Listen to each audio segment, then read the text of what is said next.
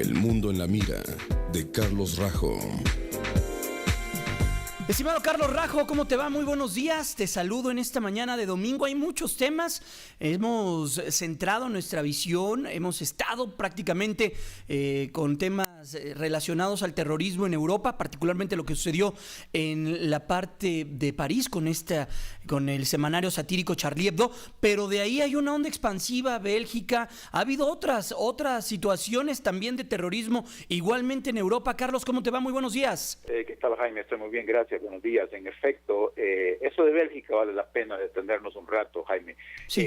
El viernes detuvieron a 13 personas, ayer detuvieron a jóvenes todos, ayer detuvieron más y musulmanes, por supuesto. Ayer no digo por supuesto en el sentido de que es obvio, sino que en el contexto de lo que está sucediendo, ¿no? Obviamente pueden ser otros los, entre comillas, malos de la película, pero en este caso, jóvenes musulmanes. Y ayer el ejército belga, lo cual es extraño, ya ves que es un país muy pequeño y muy civilizado, se supone, nunca manda el ejército a las calles, ¿no? Y sin embargo, está el ejército belga cuidando la embajada estadounidense. Ya ves que en Bruselas hay toda una serie de instituciones europeas, ¿no? La Comisión Europea y qué sé yo, toda una serie de cosas. Entonces hay alerta.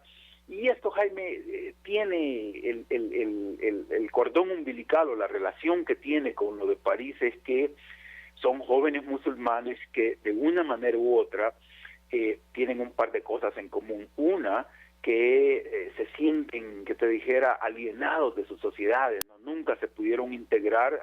Lo mismo sucedió con los muchachos o con los individuos que mataron a los caricaturistas, como en este caso estos que han detenido. Y eso es uno, que nunca se han podido integrar a las sociedades europeas, viven en sus reductos musulmanes, son árabes, sus papás vinieron de algún país de Marruecos o de Argelia, qué sé yo, y ellos nunca pudieron integrarse. Y segundo, lo más nuevo es que muchos de estos, particularmente en el caso de Bélgica, todos habían ido a Siria. Es decir, Siria es el lugar ahora como ¿qué te dijera? El campo de verano donde va la gente, y ahí te radicalizas. Es decir, todos estos jóvenes que en Europa se sienten que no se integran, que no valen nada, que no tienen trabajo, que no forman parte de esa sociedad, que se sienten arrinconados porque son musulmanes, piensan que la sociedad occidental europea no quiere, es anti-musulmán, que te dijera, árabe o lo que sea.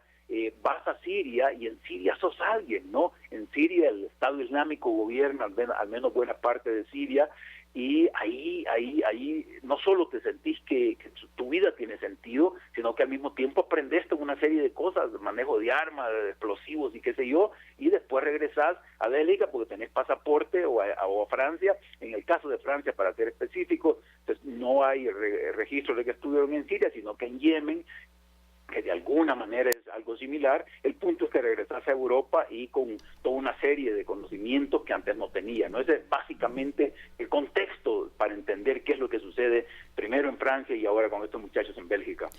Carlos, a mí me gustaría que nos trasladáramos un poco también en temas religiosos, también en temas de radicalismo, algo que está sucediendo en África. Ayer me llamó mucho la atención un editorial del País, que te voy a leer un fragmento de lo que el día de ayer se publicó. Probablemente hubiera tenido que hacerse antes, pero ya es hora de que la comunidad internacional se implique en la lucha contra la guerrilla islamista de Boko Haram en Nigeria, cuyas atrocidades se repiten desde hace meses sin que los medios que hasta ahora se han empleado hayan resultado efectivos. No es exagerado decir que Boko Haram es el responsable de una de las mayores persecuciones religiosas registradas en lo que va del siglo XXI. Afecta principalmente a cristianos, pero también a musulmanes que no se pliegan al fundamentalismo, y todo ello en el país más poblado de África, donde el 50% de sus habitantes son cristianos y alrededor del 45% musulmanes. Además, es uno de los principales productores mundiales de petróleo. Más en este editorial. ¿Qué está pasando con nosotros como una comunidad internacional que cuando vemos este tipo de situaciones en países Occidente o en países que no estén relacionados con África, volteamos y le dedicamos planas tiempo en los medios de comunicación, y lo de Boko Haram sí se toca, pero se toca muy por encimita, como que no se le da ese realce. Estaba viendo unas imágenes de ayer de un satélite y también de Amnistía Internacional que destacaban cómo habían barrido con comunidades enteras. ¿Qué está pasando ahí, Carlos? Bueno, Jaime, antes de entrarle al tema, déjame comentar un par de cosas de formalismo, si se quiere, pero que en este caso valen la pena. En primer lugar, hay que darle crédito al periódico El País, un periódico que por más que uno lo puede criticar por muchas cosas, algo que siempre ha tenido y que nunca perdió aún entre sus crisis financieras de los últimos 2 años o algo, es ese sentido perdón la redundancia, de sentirse parte del mundo, ¿no? De opinar sobre las grandes cosas y de traer a cuenta, y en este caso esto de Nigeria, y te doy el crédito a ti por traerlo. En Latinoamérica, le decía a tu productora, y con el perdón de la audiencia, allá en el fondo somos un poco, discriminamos, ¿no? Criticamos a la gente que dicen que son racistas, pero en el fondo, en nuestro corazoncito, también vemos a África como una cosa, es el África, ¿qué me importa? Que no sé qué. Claro. Por eso, con toda sinceridad, mi reconocimiento a ti por traer el tema a la mesa. En efecto, lo que sucede allí en Nigeria, en esta parte norte de Nigeria, es brutal, como lo señala El País, ¿no? Es el país más grande del África, más allá de Sudáfrica, que todavía es más grande en cierto sentido su economía y todo, gracias durante el momento de la apartheid y todo, pero si quitas a Sudáfrica, es Nigeria la gran potencia, o debería ser en el papel la gran potencia africana. Lo que sucede con estos tipos, en efecto, son musulmanes, y pareciera que no tienen ningún sentido de la realidad ni de nada. No solo se hicieron famosos, ya ves, entre comillas, el año pasado por las niñas, ¿no? Correcto, cuando secuestraron a las niñas, pero ya habían hecho y siguen haciendo muchísimas cosas, básicamente atacando en esa región del norte de Nigeria a los lugares que son cristianos, ¿no? Y Nigeria es un país dividido, como lo dice la nota del País, muchos que sí son cristianos y otros que son una minoría relativamente hablando, que son, ¿cómo se llama?, musulmanes. Y en efecto, insisto, tiene toda la razón el periódico, nos debería de dar vergüenza a los que trabajamos en los medios, porque nunca se toca esta cuestión. Hasta en África, ¿quién importa? Bla, bla, bla. Pero, insisto, es inaceptable lo que está pasando ahí, y la comunidad internacional tendría, con legítima, que te dijera, obligación, tendría que alzar su voz sobre lo que está sucediendo en Nigeria. Carlos, y por último, nos quedan un par de minutos, también tocar el tema del Papa Francisco. Está en una gira en Asia, está llevando una gira intensa. ¿Qué nos puedes comentar sobre esto? Bueno, básicamente ha estado en Filipinas los últimos 2 o 3 días, Jaime. El titular, lo que llama la atención, reunió 6 millones de personas ayer o ahora, hoy creo, hoy va adelante esa región del mundo de nosotros.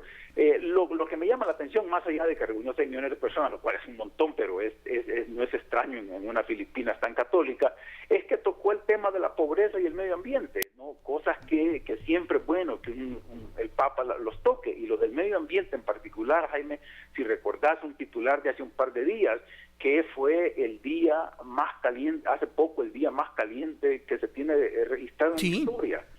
Es decir, todo esto del cambio climático, o bien que lo diga el Papa, o bien que lo diga el mejor científico del mundo, no es broma, deberíamos de tomarlo en serio, porque está ahí a la puerta, está tocando las puertas que también la comunidad internacional, en este caso, tendría que tomarlo el toro por los cuernos y hacer algo, no seguirlo ignorando. Pues sí, Carlos, estaremos muy al tanto de lo que suceda con esta visita del Papa. También polémico, porque hizo algunas declaraciones sobre lo que había sucedido en París. Ahí el vocero del Vaticano, Federico Lombardi, tuvo que salir al paso. Hay que estar al pendiente de lo que esté sucediendo con la gira del Papa y también con la agenda internacional. Seguramente esta semana seguiremos hablando mucho de terrorismo y mucho de estos grupos radicales que están, pues llenando buena parte de los medios de comunicación a nivel internacional. ¿No lo crees?